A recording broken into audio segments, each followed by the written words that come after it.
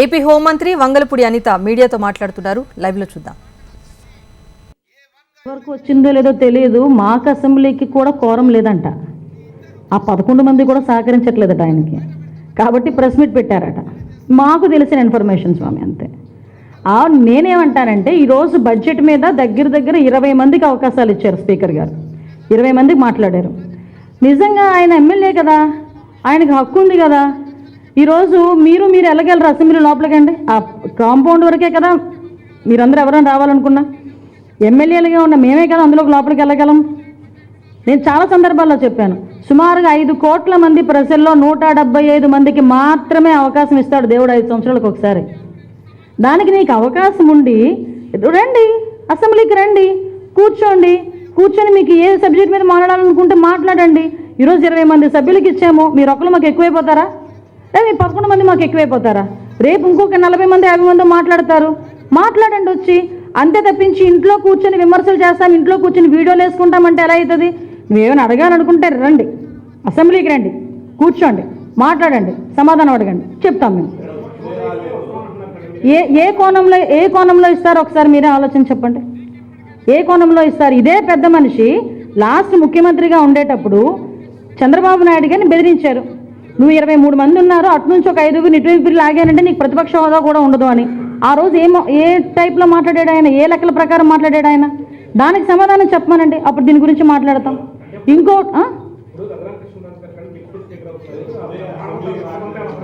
విషయం ఏంటంటే మీరు మానవతా దృక్పథం అంటున్నారు, మాకు మానవతా దృక్పథం కాదు, యాజ్ పర్ రూల్ 2 బాబోయ్ అంటున్నాం. ఈ మధ్యనే మీకు అర్థమవుతుందో లేదో తెలియదు. నేను ఈరోజే చూసా, రఘురామకృష్ణరాజు గారు కనుక డిప్యూటీ స్పీకర్ ఇచ్చి ఆల్రెడీ స్పీకర్గా అయ్యన్ పాత్ర గారు ఉన్నారు. మళ్ళీ ఇప్పుడు రఘురామకృష్ణరాజు గారు కనుక డిప్యూటీ స్పీకర్ అయిన తర్వాత నిజంగా ప్రతిపక్ష హోదా ఇచ్చినా ఆయనైతే అసెంబ్లీకి రాడు అని పందేలు కడుతున్నారు. ఎన్ని రూపాయలకో తెలుసా? 11 రూపాయలకి. అంతేనండి, అర్థం చేసుకోండి. లెక్క అర్థం కాలేదా? వాళ్ళు ఎందుకు లెక్క అర్థమవుతుందండి, కొంచెం ఇండెప్త్కి వెళ్తే అన్ని లెక్కలు అర్థమవుతాయి, అన్ని లెక్కలు తేలుతాయి.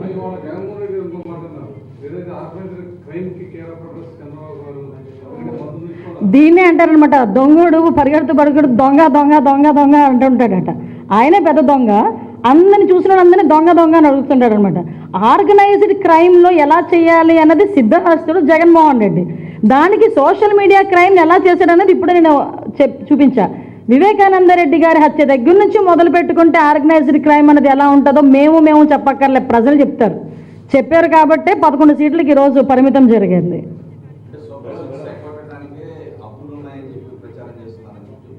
అంటే విషయం ఏంటంటే ఆలోచన కలిగిన ప్రతి ఒక్కరు, ఆలోచించదగ్గ ప్రతి ఒక్కరికి ఈరోజు మన రాష్ట్రం తాలూకా ఆర్థిక పరిస్థితి ప్రతి ఒక్కరికి అర్థమైంది. నిన్న చాలా మంచి మీటింగ్ జరిగింది, బడ్జెట్ మీద చాలా మంచి మీటింగ్ జరిగింది. ఒక ట్రైనింగ్ ఇచ్చారు, బడ్జెట్ ఎలా ఉంటుంది అని. అలాంటి వాటికి వాళ్ళ ఎమ్మెల్యేలను కూడా పంపించడమో ఈయన రావడమో చేస్తే కనీసం బడ్జెట్ అంటే ఎలా ఉంటుంది, బడ్జెట్ని ఎలా పెట్టాలి, ఎలాగ సంపదను సృష్టించాలి, ఎలా సంక్షేమ కార్యక్రమాలు ఇవ్వాలన్న సంగతి తెలుస్తుంది.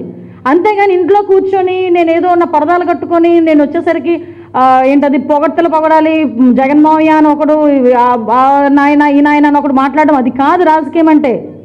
నేనేమంటానంటే సూపర్ 6 మా బాధ్యత, సూపర్ 6 అన్నది మా బాధ్యత. మేము ఇంకా వచ్చి 150 రోజులైంది, మేము ఒకటి చేస్తున్నాం. మేము చెప్పినట్టుగానే 3,000 రూపాయలు 4,000 రూపాయలు పెన్షన్ ఇచ్చాం, ల్యాండ్ టైటిలింగ్ యాక్ట్ రద్దు చేసాం, మెగా డిఎస్సీ ఇచ్చాం. మీరు నమ్ముతారు 150 రోజులకి 150 స్కీములకు సంబంధించి మేము చెప్తాం మేమేం చేస్తామన్నది. ఆ దమ్ము మా దగ్గర ఉంది, రమ్మనండి, వస్తే చెప్తాం. అంతే తప్పించి మేము ఏదో డైవర్షన్ పాలిటిక్స్ గురించి మాట్లాడుతున్నామంటే అసలు డైవర్ట్ అవుతున్నాడు ఆయన, డైవర్ట్ అయిపోతున్న వ్యక్తి అతను. ఎప్పుడు డైవర్షన్ పాలిటిక్స్లోనే ఉంటాడు, అది వేరే విషయం. బట్ విషయం ఏంటంటే ఇప్పటికీ కూడా బడ్జెట్ మీద అక్కడెక్కడో కూర్చొని ఇంట్లో కూర్చొని మాట్లాడి స్లైడ్లు వేసుకోవడం ఎందుకు? రావా ఇక్కడికి, ఎమ్మెల్యే కదా, రండి వచ్చి కూర్చొని ఇక్కడ మాట్లాడుకుందాం.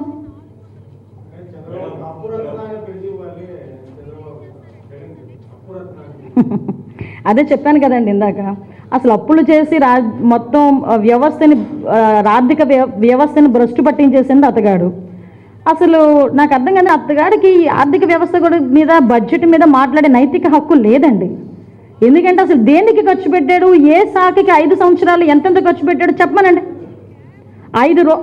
అతను 5 సంవత్సరాల్లో ఏ శాఖకి ఎంతెంత డబ్బులు ఇచ్చాడు, ఎంత ఖర్చు పెట్టాడు, ఎంత అప్పు తీసుకొచ్చాడు, అతనికైనా అవగాహన ఉందా? ఆయన ఈరోజు చంద్రబాబు నాయుడు గారి గురించి మాట్లాడడం ఏంటి?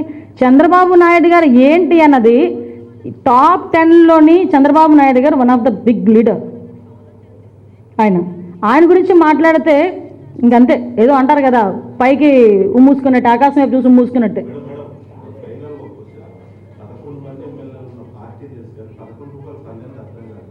అసలు అర్థం కాలేదా? అంటే జనాలు టాకబ్బా 11 రూపాయలు పందెం వేస్తున్నారట, అంతకు మించి ఆ స్థాయి లేదు.